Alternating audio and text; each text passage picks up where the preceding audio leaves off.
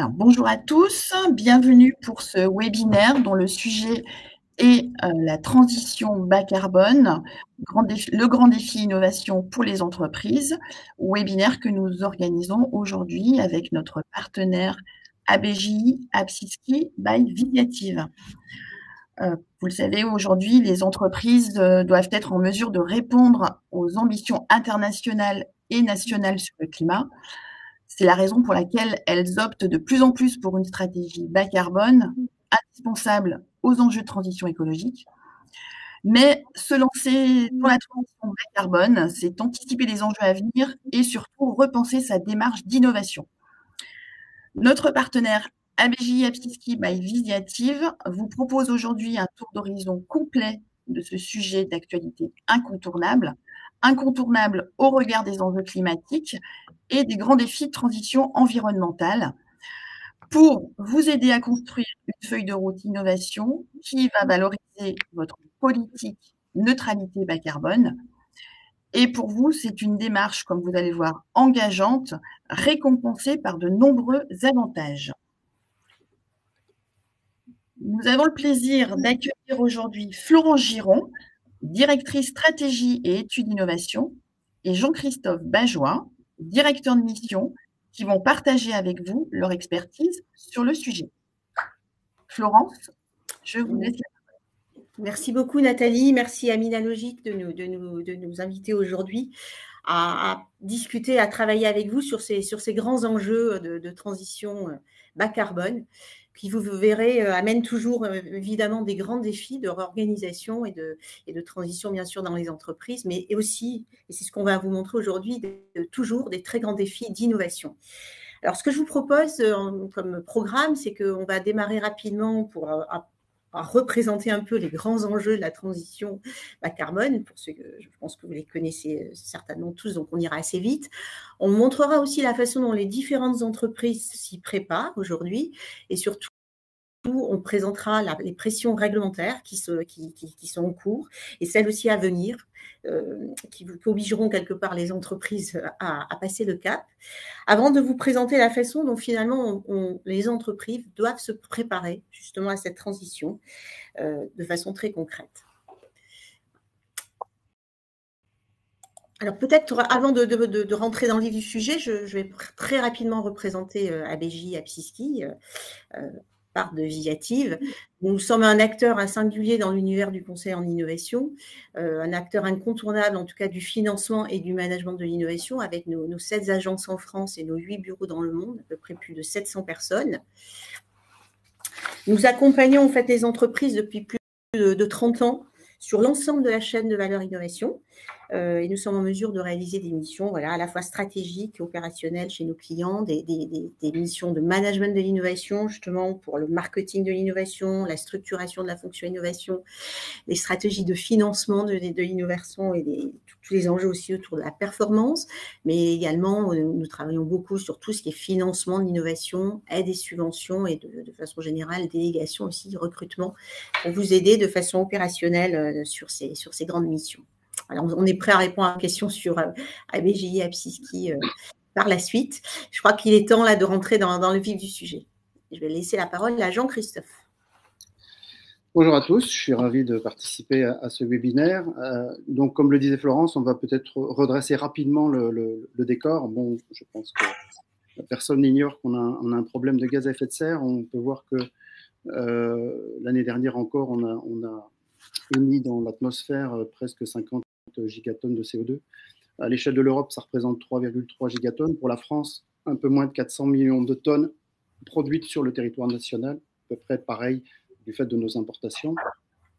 Donc, effectivement, un défi, puisque depuis 30 ans et depuis 27 COP, on a du mal à infléchir cette valeur. On voit que depuis 90, les émissions ont augmenté de 68% et l'ambition est de les réduire de 55% d'ici à 2030. Donc, c'est un programme.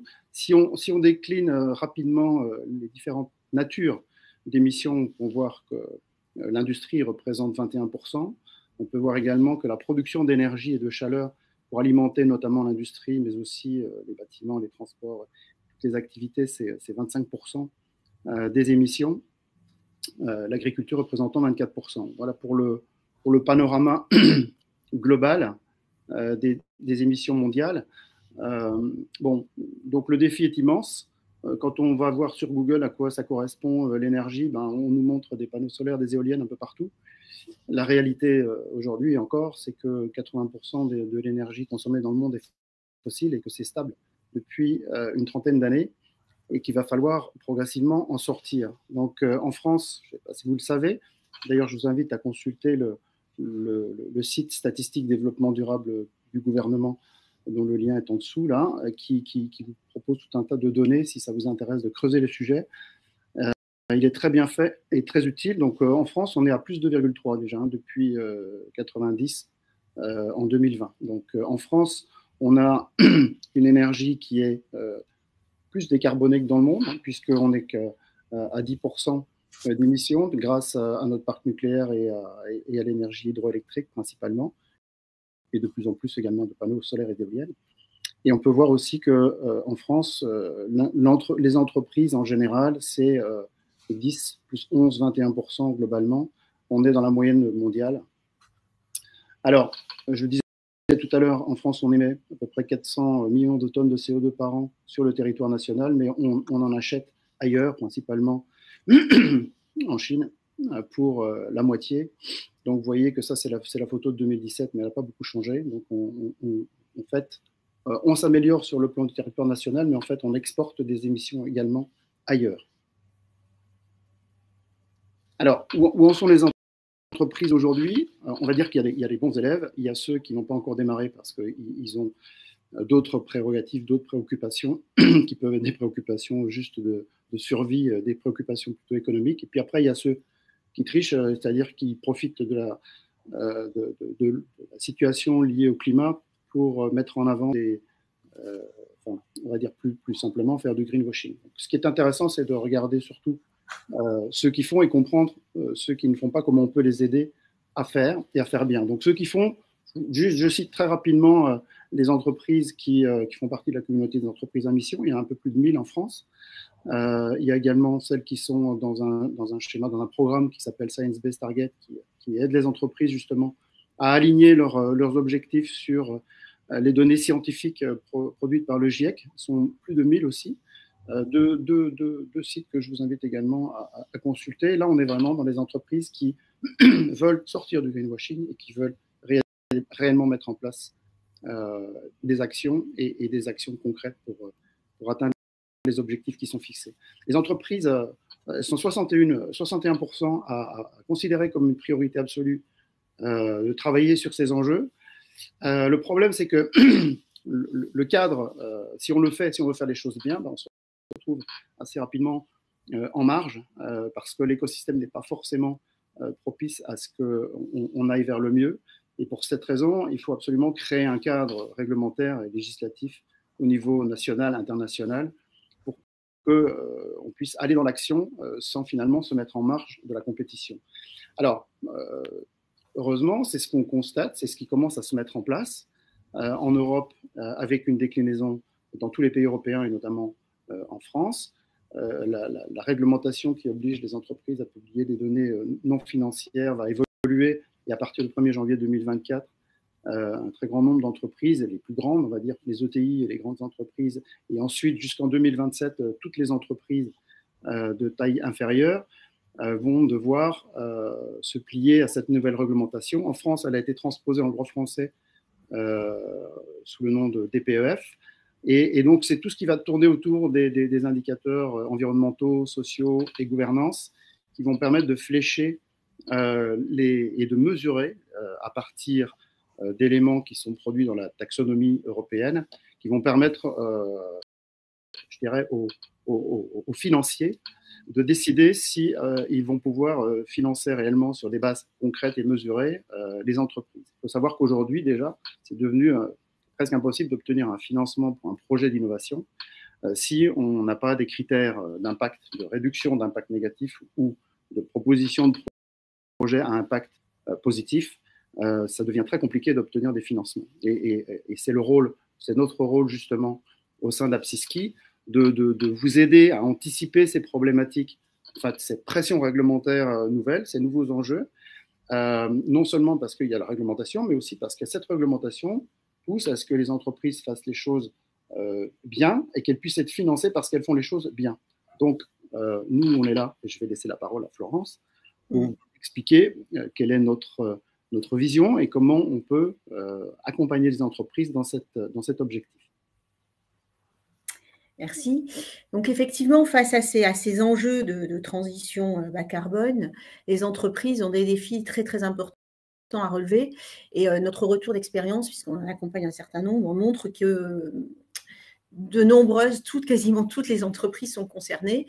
On va distinguer par contre 3 grandes catégories d'entreprises. Donc les premières entreprises qui sont particulièrement concernées, ce sont celles qui ont une offre qui d'ores et déjà, qui produisent en fait des offres à leurs clients qui sont d'ores et déjà à fort impact carbone pour leurs clients. C'est-à-dire par exemple un motoriste qui développe des moteurs au gaz, ou par exemple un fabricant de chaudière, typiquement au gaz.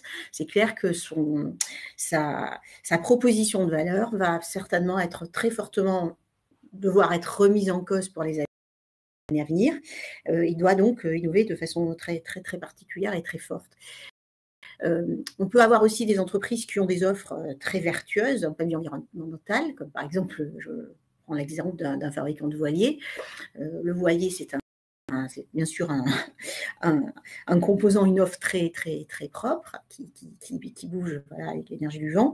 Mais par contre, son procédé de fabrication, lui, est à fort impact carbone. Et très clairement, ces entreprises, la plupart des entreprises se trouvent dans cette situation-là, ont le défi de décarboner leur procédé, de développer parfois de nouvelles briques technologiques ou de nouvelles composants auxquels elles vont devoir substituer à certains composants de l'offre qui ont les empreintes carbone les plus fortes.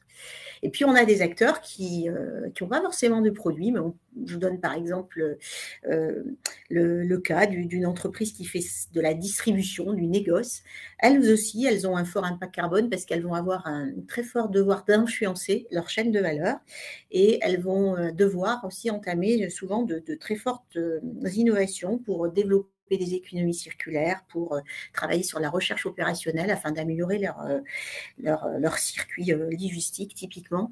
Et donc on voit arriver, nous chez Apsiski à VGI, des acteurs qui ne faisaient pas de recherche et développement et d'innovation du tout et qui se mettent à en faire du fait justement de ces enjeux de transition écologique. On voit donc typiquement que ces trajectoires obligent les entreprises, les 3/4 du temps, à repenser leur recherche, leur développement et leur innovation. C'est pour ça qu'on parle du fait que la transition bas carbone représente un pivot, souvent nécessite un pivot dans les trajectoires de recherche, de développement et d'innovation des entreprises. Parce que, comme je l'expliquais tout à l'heure, on peut être dans des cas de sociétés qui vont devoir revoir totalement leur proposition de valeur, leur offre. On dit qu'elles vont être presque en innovation de rupture, elles vont quasiment devoir retourner, elles sont en retournement de recherche et développement, en abandonnant par peut-être des compétences clés, des technologies clés qu'elles ont nourries, qui ont fait leur succès depuis des années et qu'elles vont devoir peut-être retravailler autrement pour les rendre par exemple plus vertueuses d'un point de vue environnemental. On voit aussi des entreprises qui vont vraiment travailler sur des innovations disruptives et sur du nouveau sourcing pour retravailler donc leurs procédés et accéder à des composants de leur offre qui seront plus vertes. On voit aussi que certaines entreprises vont devoir retravailler leur modèle économique. Donc là, elles sont dans des innovations typiquement de nouveaux modèles, des innovations économiques. Et on voit toujours aussi que les entreprises vont être dans l'obligation finalement de retravailler leur innovation, leur open innovation, leur RDI partenarial, parce que face à ces enjeux de transition, elles sont quand même dans l'urgence. Et pour aller plus vite, pour réduire les risques, elles doivent souvent repenser la façon dont elles collaborent avec d'autres partenaires, elles doivent réfléchir à la façon dont elles vont intégrer, retravailler peut-être avec des laboratoires de recherche publique, et donc la façon aussi dont elles vont pouvoir accéder à des composants qu'elles ne connaissaient pas jusqu'à présent, mais qui sont plus vertueux, plus recyclés, et typiquement, ces solutions-là nécessitent beaucoup de co-développement et d'open innovation de façon globale. Donc, on voit qu'on mobilise tout un ensemble d'éco-innovation. et d'innovation différentes. Voilà, donc dans tous les cas, on est en tout cas dans des sujets de retournement de recherche ou de nouvelles trajectoires de recherche, de développement et d'innovation. Et parfois même, on voit donc, comme je l'expliquais tout à l'heure, des entreprises qui, pour développer, pour réfléchir aux enjeux d'économie circulaire, de recyclabilité, on voit des entreprises s'intégrer dans des projets de recherche et de développement et d'innovation qu'elles n'avaient jamais vus auparavant. Alors, comment faut-il faire concrètement pour soutenir justement les entreprises en matière d'innovation, en soutien de ces stratégies environnementales? Chez ABJ Apsiski, on a réfléchi à une démarche très spécifique, très particulière pour justement adresser ces enjeux-là, qu'on va vous décrire en détail, mais globalement pour vous donner une vision un peu rapide, un snapshot. On va d'abord aider les entreprises à vraiment se positionner, à réfléchir à une stratégie un peu prospective de développement. En gros, quelle est leur ambition de devenir, où est-ce qu'elle veut être dans 4-5 ans dans ce contexte de la transition écologique et bas carbone. Ensuite, on va les aider à réaliser un bilan carbone pour comprendre finalement quels sont les risques auxquels elles sont exposées aussi aujourd'hui d'un point de vue environnemental sur leurs activités actuelles. Ensuite, on va les aider à identifier tous les axes d'innovation possibles pour répondre à la fois à cette vision stratégique et aussi pour améliorer leur bilan carbone. On va les aider à entamer des stratégies d'open innovation avec les partenaires dont elles ont besoin pour aller vite et accéder vite, le plus vite possible sur le marché. Et on va les aider enfin à définir une feuille de route où elles pourront notamment identifier des sources de financement pour aller plus vite. Mais on va vous présenter plus en détail cette démarche. Jean-Christophe. Alors, donc, comme le disait Florence, la première étape, ça va être de définir la vision prospective de développement que se fixe l'entreprise, bien comprendre quel est son écosystème, quelles sont les parties prenantes avec lesquelles elle travaille aujourd'hui, quelle est sa vision, quelle est son ambition par rapport à ces enjeux, aussi quelles sont ses valeurs. C'est quelque chose d'important d'aligner la vision avec les valeurs. Et puis, on va regarder dans le détail quels sont ses clients aujourd'hui, quels pourraient être ses clients demain, quelles sont les compétences, les ressources clés, les avantages sur lesquels elle peut s'appuyer pour se diversifier ou pour pivoter, et puis également pour améliorer l'existant. Et puis, quels sont les partenaires stratégiques avec qui elle travaille aujourd'hui, peut-être anticiper ceux avec qui elle pourrait travailler demain.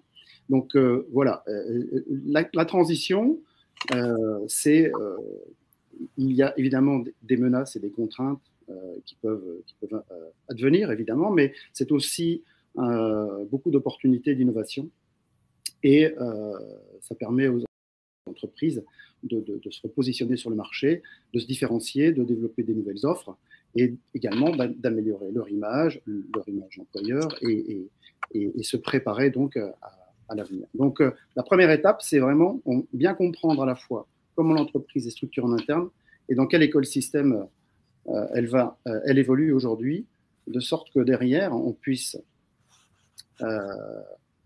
accompagner, au-delà de ce diagnostic, réaliser un bilan des émissions de gaz à effet de serre de l'activité de l'entreprise sur ces 3 scopes. Donc, je rappelle rapidement les scopes.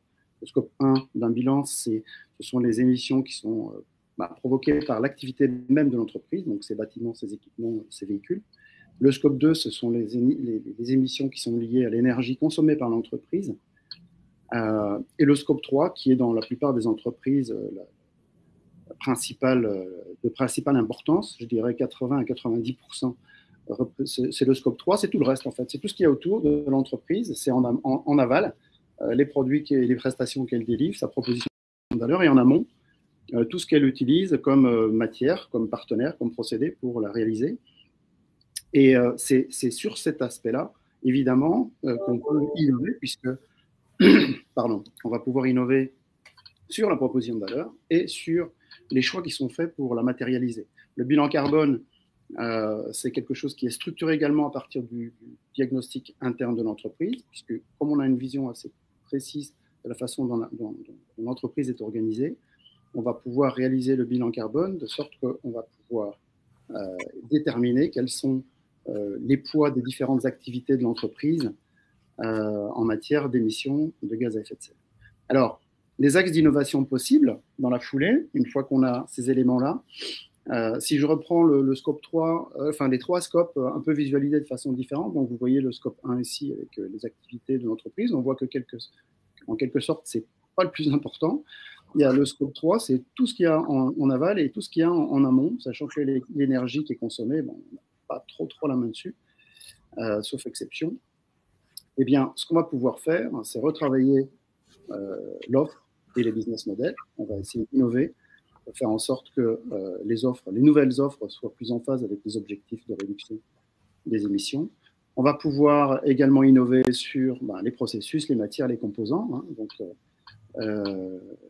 travailler à la fois sur les propositions, les prestations, les services existants, mais aussi, dans un deuxième temps, recourir à l'éco-conception, c'est-à-dire que lorsqu'on va proposer des nouvelles offres, on va innover sur les offres, eh bien, on va essayer de prendre en compte le cycle de vie complet des nouvelles offres et dès le départ, dès la planche à dessin, essayer de choisir les bons processus, les bonnes matières, les bons partenaires, de proposer des offres qui sont plus facilement réparables, plus facilement recyclables, avec des modèles économiques qui permettent de travailler sur la fonctionnalité plus que sur le produit. Enfin bref, innover vers le mieux.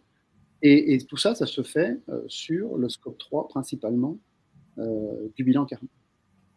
Donc, une fois qu'on a fait cette analyse, on peut mettre en perspective les résultats d'une façon différente. Hein. C'est aussi de regarder quelles sont les activités stratégiques de l'entreprise et comment elles sont positionnées par rapport aux atouts compétitifs de l'entreprise et aux attraits du marché. Donc, c'est la matrice McKinsey classique. Mais pour chacune de ces activités, de regarder justement quelle est la pression, quelle est l'empreinte environnementale de chacune de ces activités et d'avoir un regard non seulement sur le positionnement business, mais aussi sur l'intensité carbone de ces activités stratégiques et de voir si on n'a pas à terme un problème, si on a des activités qui peut-être aujourd'hui sont en devenir mais ont des impacts positifs, alors que la vache à lait a des impacts très négatifs. Donc il est temps de se pencher sur la question et soit de se diversifier, soit d'améliorer la vache à lait, soit de pivoter. C'est là que je repasse la parole à Florence. Donc, effectivement, on va animer des groupes de travail dans l'entreprise pour l'aider sur la base des analyses qui ont été faites précédemment à identifier tous les axes d'abord de recherche et d'innovation possibles, non seulement ceux qui vont lui permettre effectivement de réussir son ambition de devenir à 4-5 ans, son ambition environnementale, mais également tous les projets qui vont lui permettre d'améliorer son bilan carbone sur les points durs qui ont été identifiés lors du bilan. On va donc identifier tous ces axes d'innovation possibles et on va aussi confronter ces axes-là à tous les grands enjeux RDI des feuilles de route européennes pour vraiment aider l'entreprise à retravailler aussi dans un cadre assez global, assez ouvert. Parce que souvent, des entreprises qui ont travaillé depuis des années sur les mêmes trajectoires de recherche et développement connaissent excessivement bien leur propre domaine de compétences, mais peuvent avoir besoin, typiquement dans ces démarches de transition et de pivot, de comprendre ce qui se fait dans des domaines connexes au leur, dans une vision beaucoup plus ouverte. Ce qu'on va faire ensuite, c'est justement à évaluer finalement la faisabilité de ces différentes pistes d'innovation. Et c'est là que l'Open Innovation va aussi jouer un rôle. C'est-à-dire qu'on va, typiquement, on va être en capacité de travailler, par exemple, avec certains partenaires de laboratoires de recherche pour évaluer s'il y a des compétences scientifiques en développement ou des bases scientifiques en cours de développement dans les laboratoires de recherche qui pourront aider l'entreprise à aller plus vite sur les développements qu'elle envisage, sur certains axes d'innovation. On va aussi identifier à nouveau les technologies clés de l'entreprise. On a ces technologies clés décarbonées sur lesquelles elle doit a priori de nouveau investir. On va aussi voir ce qui existe sur le marché, typiquement en termes de sourcing, pour substituer les composants les plus douloureux, les plus lourds en termes d'empreinte carbone, pour substituer ces composants-là avec des solutions qui existent d'ores et déjà sur le marché, qui sont déjà beaucoup plus vertueuses parce qu'elles sont recyclées, parce qu'elles sont biosourcées. Donc, leur donner un panorama complet de ce qui existe déjà pour les aider. Et puis, on va aussi les aider à réfléchir avec une vision un peu d'économie circulaire, à travailler en partenariat avec d'autres entreprises, quitte éventuellement à sortir aussi de leur écosystème innovation et d'écosystème sectoriel actuel. Souvent, on voit que les économies circulaires nécessitent de sortir de son champ, de sa filière industrielle propre. Voilà. De ce point de vue-là, on a développé tout un partenariat avec les SAT, que vous devez connaître, ce sont les sociétés d'accélération pour le transfert de technologies qui viennent des laboratoires de recherche. Et typiquement, avec la SAT Souest Valorisation, qui est la tête de pont de ce réseau SAT pour notre partenariat, on va faire un sourcing au niveau de toutes les universités françaises, des solutions scientifiques qui pourraient venir améliorer justement ou venir contribuer aux axes d'innovation que l'entreprise se donne ou se trouve prioritaire. Voilà.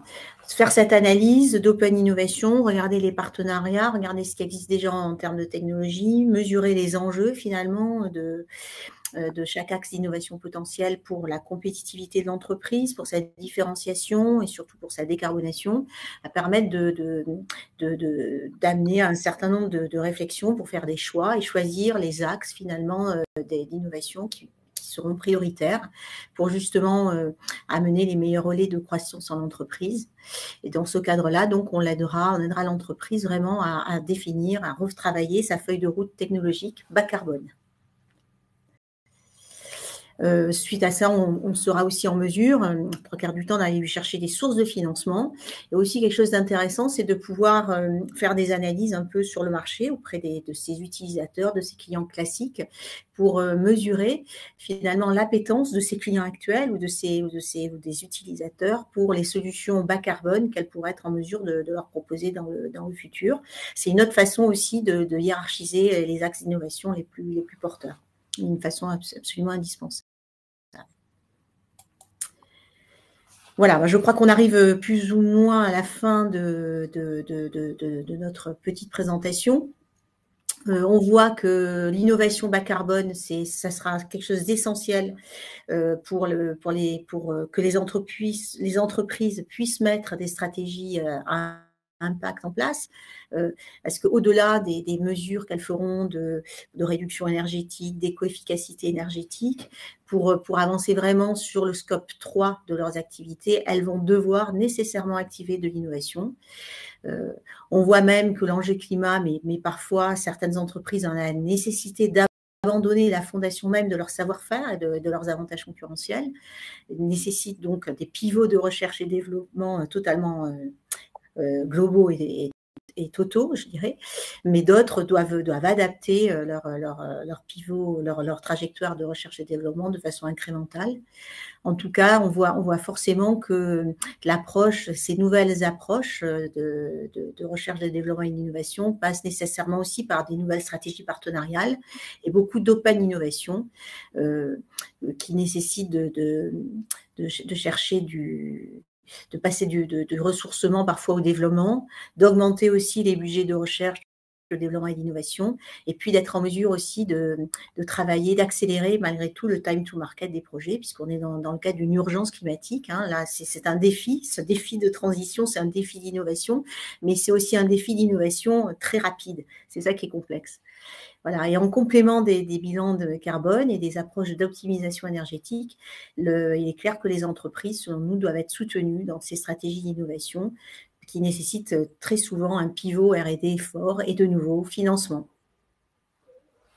Tu veux rajouter quelques mots, Jean-Christophe, sur la conclusion ? Oui, en conclusion, moi je pense que ce qui est important, c'est de s'ouvrir, je dirais, davantage à son écosystème et à travailler avec les parties prenantes de la chaîne de valeur. Parce que seul dans son coin, on peut faire des choses, c'est comme à titre individuel, mais on est assez rapidement limité. C'est l'imbrication et le collectif qui fait qu'on peut améliorer et faire des sauts importants. C'est pour ça qu'on insiste sur l'open innovation, mais l'open innovation, dans le principe, c'est ça. C'est de faire travailler des entreprises a priori, n'ont pas grand-chose à faire ensemble, et de les identifier et de trouver ce fit pour aller répondre à des objectifs complexes. Ça permet d'un côté de permettre à des petites structures de peut-être trouver des financements, une accélération dans leurs projets, et à des grosses structures de pouvoir plus rapidement aller chercher des technologies nouvelles et également des gens capables de l'apporter. Et puis quelque chose qu'on voit aussi beaucoup du fait de ce nécessaire changement en fait de comportement et de manière de produire, de manière de faire son activité économique, c'est qu'il y a beaucoup d'entreprises qui aujourd'hui ne sont pas dans des logiques d'innovation comme les entreprises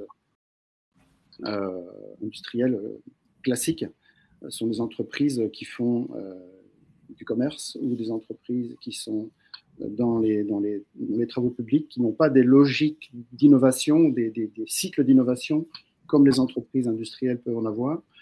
Et donc le champ est très large, très important. Et ce que je veux dire par là, c'est qu'il y a beaucoup d'opportunités à aller vers ces entreprises-là, qui sont un peu démunies parce qu'elles ne sont pas structurées ni staffées pour pouvoir aller à la bonne vitesse. Donc, c'est aussi des opportunités pour les entreprises industrielles qui, elles, ont cette culture et ont cette organisation R&D présente, d'aller vers ces entreprises-là, saisir des opportunités pour accélérer le mouvement. Donc, et nous, à BGI Apsiski, notre accompagnement, il est là justement pour essayer de mettre de l'huile dans les rouages, pour essayer d'identifier quels sont les bons partenaires qui pourraient travailler sur les bons sujets, trouver les bons fits. Et en fait, c'est ça qui fait tout l'intérêt de la démarche, à la fois pour nous, parce que c'est intéressant et c'est gratifiant, et puis pour les entreprises, parce que ça leur permet de pivoter et de pivoter rapidement. Grâce justement à cette évolution de leur écosystème. Donc il ne faut pas avoir peur de se lancer dans cette démarche-là. Je pense au contraire qu'il faut le faire rapidement pour être parmi les premiers à être compliant, je dirais, avec l'évolution des réglementations qui sont en train de se mettre en place et qui vont de plus en plus mettre la pression sur les entreprises à partir de 2024 et jusqu'en 2027. Donc voilà, nous sommes ravi d'avoir présenté cette je dirais, petite présentation et ce déroulement de mission. Maintenant, je pense qu'on est à votre écoute si vous avez des questions, et si vous souhaitez écrire des questions dans le chat également, je vais laisser la parole à Nathalie. Alors, tout d'abord, merci Florence et Jean-Christophe pour ce tour d'horizon complet, ce regard éclairé pour les entreprises qui ambitionnent aujourd'hui à devenir un acteur engagé dans les questions de transition bas carbone.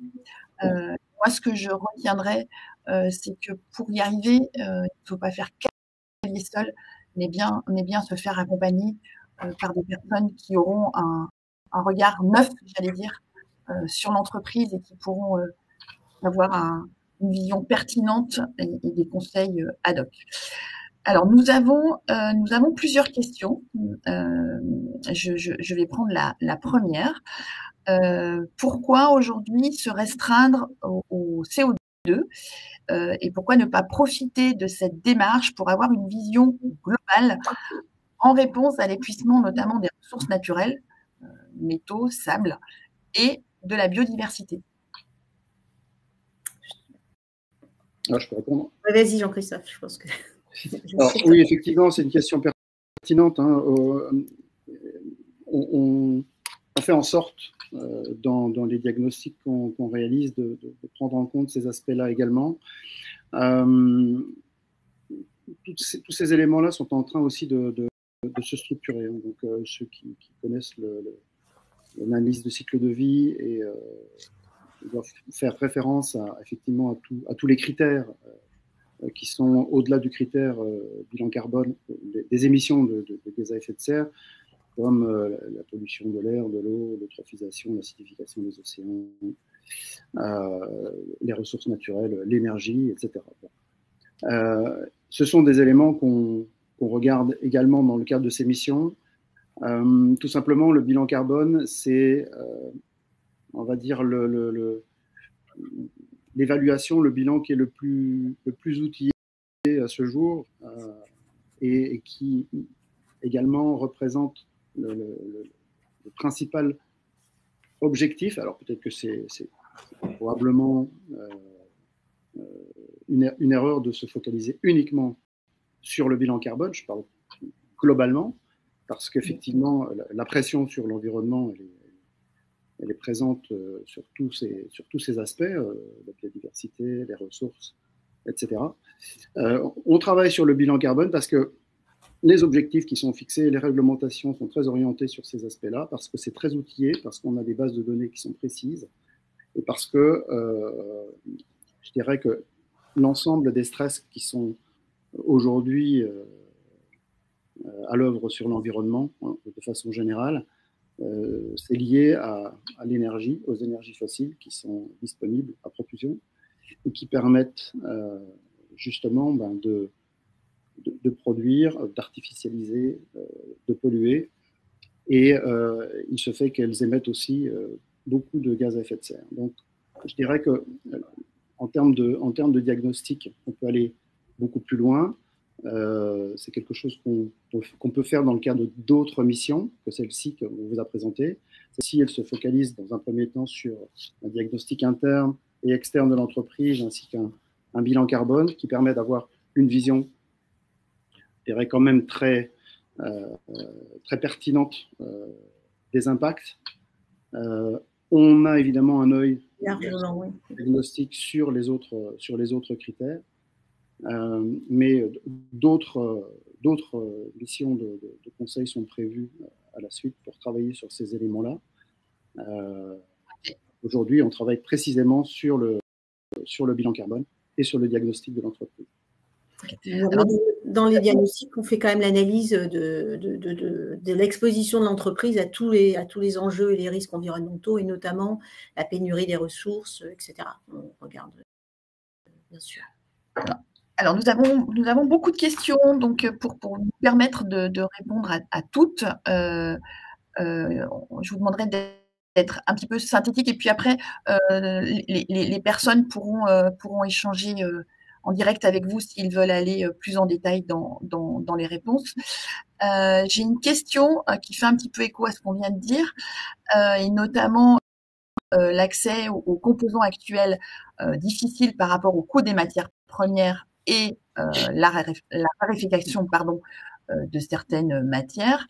Dans ce cadre-là, intégrez-vous dans vos prestations une analyse de l'impact financier des innovations possibles au regard de ces contraintes? Alors justement, je suis passée un peu vite, mais on a dans l'étape 3, donc on analyse l'ensemble des axes d'innovation possibles, et ensuite on va dans l'étape 5, une fois qu'on a un peu analysé leur faisabilité, on va vraiment les hiérarchiser, et on va prendre plusieurs types d'impacts et plusieurs considérations en compte pour hiérarchiser les axes d'innovation prioritaires. Donc on va regarder forcément l'impact de chaque axe en termes environnementaux, mais également en termes de chiffre d'affaires, en termes de coûts, en termes aussi d'impact stratégique pour l'entreprise. Donc, il y a tout un ensemble d'outils de la décision qu'on propose justement pour vraiment prendre en compte ces enjeux financiers, très clairement, à court et moyen terme d'ailleurs. Ok. Une question qui adresse plus particulièrement l'axe Open Innovation. Comment c'est organisé? Est-ce que vous disposez d'un réseau d'entreprises, un annuaire? Comment matériellement vous mettez en place cette politique d'Open Innovation au sein de l'entreprise?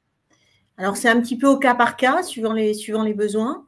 Alors, comme j'expliquais déjà, en termes scientifiques, on a ce réseau, ce partenariat qu'on a créé avec la SAT Ouest Valorisation, et qui est un peu la tête de pont pour toutes les SAT françaises. Donc, dans ce cadre-là, ils vont scouter, ils ont des outils pour faire du scouting de tous les travaux de recherche en cours dans les laboratoires français, qui peuvent permettre éventuellement de répondre à certaines problématiques que l'entreprise aura données. On peut même organiser des des réunions de brainstorming avec les chercheurs, ou de créativité en tout cas avec les chercheurs qui pourraient être concernés qui développent les sujets d'intérêt pour l'entreprise. Ensuite, on peut aussi organiser des challenges de start-up. On travaille aussi avec les pôles, typiquement comme Inalogic. Donc, on a un certain nombre de possibilités pour organiser ces sujets d'open innovation. Et surtout, comme chez Apsiski, à BGI, on développe aussi énormément de travaux, de projets collaboratifs. On travaille aussi régulièrement avec l'ADEME. On catégorie... Enfin, on a une base de données, en tout cas, de tous les projets et de tous les développements des startups aussi en cours qui peuvent être intéressants pour l'entreprise. Mais là encore, on voit de façon générale que c'est essentiel de pouvoir faire ce sourcing de ces technologies clés, ces solutions qui existeraient déjà sur le marché. Et il y a déjà aussi des plateformes qui travaillent sur ces thématiques. Donc, on va aider en fait l'entreprise à sourcer ces solutions qui existent déjà. Et parfois, elles doivent quand même elles-mêmes, les entreprises, retravailler aussi avec leur maître d'œuvre pour requalifier parfois certains composants dans ces perspectives de substitution de matériaux, par exemple.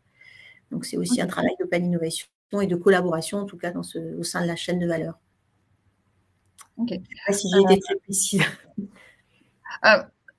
On peut peut-être interagir en direct avec les personnes à l'issue du webinaire pour peut-être étoffer les réponses et les qualifier au regard de leurs activités et de leurs prérogatives. Une autre question qui adresse un domaine qui est celui du logiciel. Et la question est la suivante. Quelles peuvent être les pistes que vous avez pour évaluer l'impact carbone d'une entreprise qui fait de l'innovation dans le développement logiciel? Et une question qui complète la première, et avez-vous des axes sur lesquels agir pour améliorer l'impact de ces activités? Donc, une réponse un petit peu générique, pas forcément très étoffée, si vous pouviez, et après prendre attache avec la personne pour aller peut-être plus en amont. Bon, de la même façon que on fait un bilan des activités, faire le bilan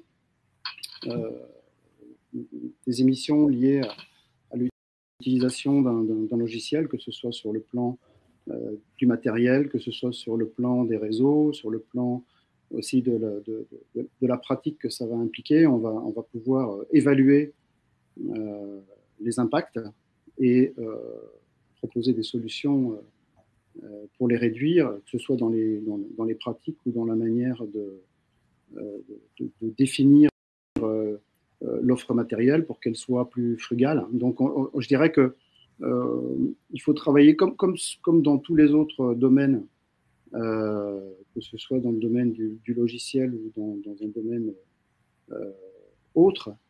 On va faire l'inventaire des données d'activité qui sont liées à l'entreprise et on va appliquer à ces données d'activité des facteurs d'émission et donc trouver ensuite des solutions, soit pour éviter des opérations qui sont émettrices et qui sont pas utiles, soit éviter d'avoir recours à des logiciels qui seraient trop énergivores, soit simplement dans la manière de mettre en œuvre l'objet du logiciel développé, de travailler à ce qu'il ait un impact positif ou réduise des impacts négatifs. Donc, je dirais que la manière d'aborder les sujets, c'est les domaines sont différents, mais la manière d'aborder le sujet est la même. Hein. C'est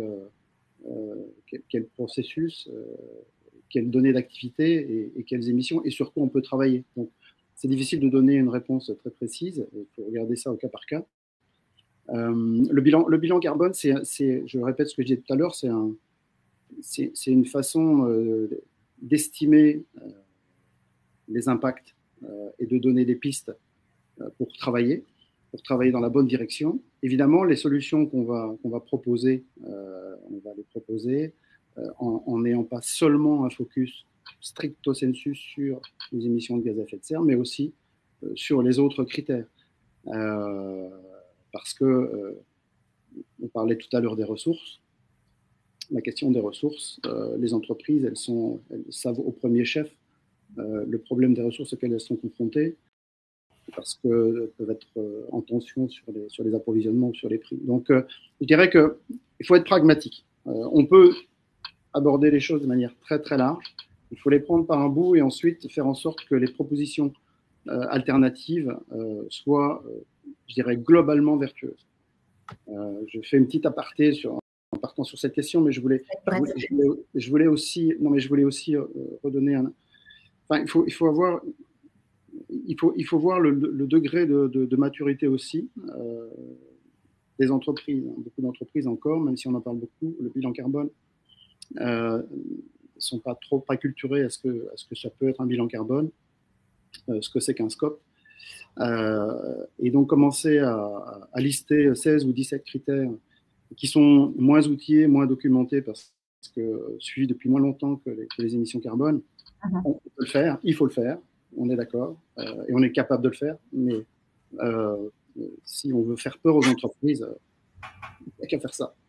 Donc, on le prend par un bout, et ensuite on essaye de proposer des solutions qui soient cohérentes, dont la résultante sera positive sur les aspects qui sont les plus importants pour l'entreprise et pour son écosystème. Alors, une question, on va revenir sur le volet Open Innovation et plus largement le volet d'une démarche collective. C'est quelque chose qui nous est cher chez Minalogic, parce qu'on capitalise beaucoup sur la force du collectif. Et effectivement, c'est crucial. Dans ce cadre-là, est-ce que chez ABJ, ABSISKI, vous suivez les initiatives collectives d'entreprises pour lancer la redirection écologique au niveau des organisations professionnelles, au niveau global? L'idée sous-jacente de ces organisations, c'est de repenser les modèles économiques pour les rendre compatibles avec les limites planétaires notamment. Et je fais une aparté. Effectivement, nous, Minalogic, nous participons activement à la Convention des entreprises pour le climat, qui va définir sa propre feuille de route. Il y a aussi d'autres actions, comme notamment les grands défis des entreprises pour la planète, avec les propositions concrètes, ou encore le plan de transformation de l'économie française du Shift Project. Donc vous, ABJ, ABSISKI, comment vous positionnez par rapport à ces grands enjeux? Comment vous capitalisez sur la force de ce collectif? Est-ce que vous y êtes associé? Est-ce que, voilà, comment matériellement ça se passe? Alors, on s'y associe pour chacune des entreprises. En tout cas, il y a toujours, j'ai un peu expliqué les feuilles de route filières. Elles sont, par exemple, dans les logiciels aujourd'hui, il y a beaucoup de groupes de travail qui se mobilisent sur tout le numérique durable. Donc, il y a des très bonnes pratiques aussi qui sont en train d'être mises en place, par exemple, dans certaines fédérations, dans de plus en plus de fédérations, celle du bâtiment, etc. Donc, bien sûr, on suit tout ça pour aiguiller l'entreprise vers déjà qu'elle tienne compte des bonnes pratiques qui ont été mises en place dans chacun des secteurs. Et ensuite, oui, on a souvent aussi, dans le cadre de l'Open Innovation, la nécessité d'aider l'entreprise à jouer son rôle d'influence en fait sur toute sa chaîne de valeur au sein de son écosystème, comme disait Jean-Christophe, en aval et en amont. Donc c'est clair que cette vision de filière, elle est clé, elle est très importante. Je vais laisser Jean-Christophe répondre aux questions sur Shift. Donc vous opérez une veille au sein d'ABJ, oui, bien sûr, pour vous permettre de diffuser de l'information actuelle, qualifiée et premium auprès de vos clients qui s'engagent dans une démarche d'open innovation. Tout à fait. Ouais. Okay. Oui, globalement, c'est ça. En fait, il y a beaucoup d'initiatives, fort heureusement aujourd'hui, des initiatives de branches, de filières, des feuilles de route qui sont définies. Le grand défi, les 100 propositions, c'est extrêmement inspirant. Il y a beaucoup de choses qui sont très, très intéressantes. Le Shift Project, c'est pareil. Il y a des feuilles de route, des plans de transformation qui sont déterminés par secteur, où on a des gens qui essaient de se poser la question de savoir non seulement vers où il faut aller, mais comment on peut y aller, par quelles étapes y aller pour que ça puisse se faire concrètement, parce qu'on peut avoir aussi une vision incantatoire des choses et de se dire il faut aller là, démerdez-vous. Donc, tous ces grands défis et ce plan de transformation de l'économie sont des éléments sur lesquels on va, nous, effectivement, piocher et s'inspirer, parce qu'il y a beaucoup de choses concrètes à mettre en pratique, à adopter. Voilà. Donc, est-ce que on fait partie de ces initiatives? On n'est pas partie prenante de ces initiatives, mais en tout cas, on est en veille permanente sur ces initiatives et on s'en inspire évidemment pour trouver les bonnes solutions aux problèmes qu'on a identifiés chez nos clients. Parfait. Écoutez, on arrive au terme de ce webinaire. Donc, comme on atteste les nombreuses questions, c'est un sujet sur lequel les personnes commencent à réfléchir, à se positionner. Notre partenaire ABJ, ABCISKI, by Viative est l'interlocuteur que nous vous recommandons pour vous engager dans une politique qui ambitionne de vous devenir un acteur engagé dans les questions de transition bas carbone. Je vous enverrai à l'issue de ce webinaire le replay, le support présentation, les coordonnées de Florence et de Jean-Christophe qui sont à votre disposition pour répondre à vos questions et aller plus loin si vous le souhaitez. Merci à tous. Merci à vous, surtout. Merci à tous. Merci pour